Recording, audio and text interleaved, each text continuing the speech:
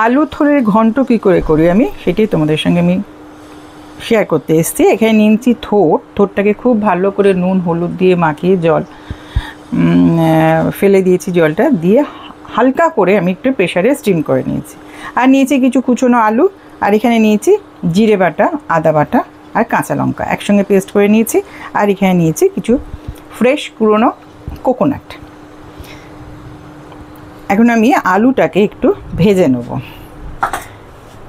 গ্যাসে তেল বসিয়ে দিয়েছি, অবশ্যই সর্ষের তেল হবে।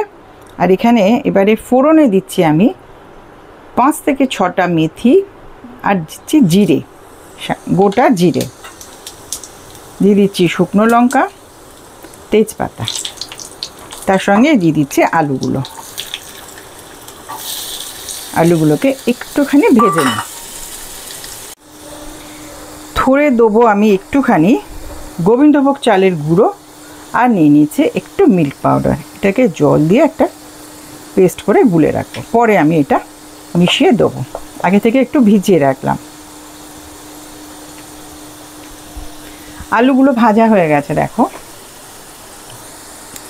এবার আমি দিয়ে দেবো সেই আদা পেস্ট, আদা কাঁচা লঙ্কা গোটা জিরের যে পেস্ট করে রেখেছিলাম সেটা দিয়ে দিলাম।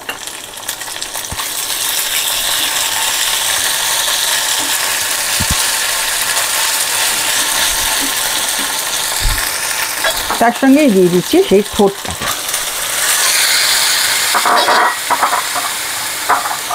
থোড়ে কিন্তু আমি নুন হলুদ মাখিয়ে রেখে দিয়েছিলাম আগে থেকেই, সেই বুঝে এবারে থোড়ে নুনটা দেবো আমি।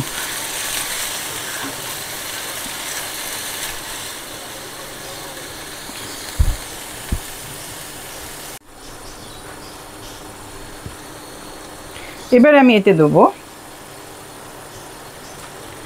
নুন,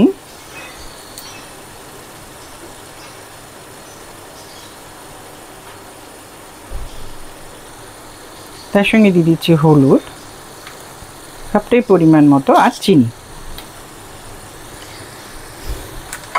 আর এখানে একটুখানি সামান্য দিয়ে দেবো ধনের গুঁড়ো।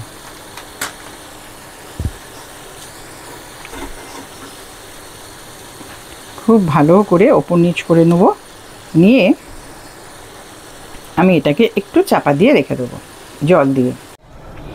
থোড় ঘন্ট আমার রেডি হয়ে গেছে, আমি তোমাদের সার্ভ করে দেখিয়ে দিলাম। অসাধারণ খেতে হয়েছে, ঠিক এইভাবে করো।